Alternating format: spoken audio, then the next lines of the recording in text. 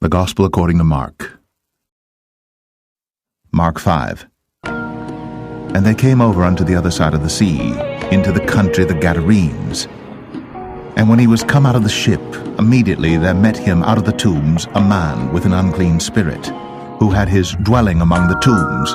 And no man could bind him, no, not with chains, because that he had been often bound with fetters and chains, and the chains had been plucked asunder by him, and the fetters broken in pieces.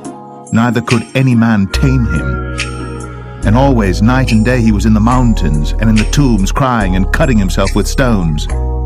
But when he saw Jesus afar off, he ran and worshipped him, and cried with a loud voice, and said, What have I to do with thee, Jesus, thou Son of the Most High God? I adjure thee by God that thou torment me not.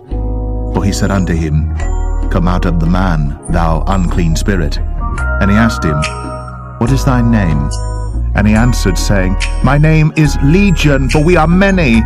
And he besought him much that he would not send them away out of the country.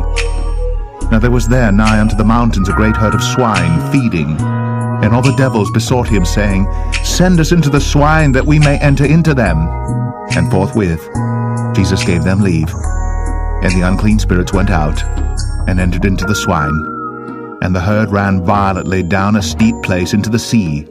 They were about 2,000, and were choked in the sea. And they that fed the swine fled, and told it in the city and in the country. And they went out to see what it was that was done. And they come to Jesus, and see him that was possessed with the devil, and had the legion sitting, and clothed, and in his right mind. And they were afraid. And they that saw it told them how it befell to him that was possessed with the devil, and also concerning the swine. And they began to pray him to depart out of their coasts. And when he was come into the ship, he that had been possessed with the devil prayed him that he might be with him.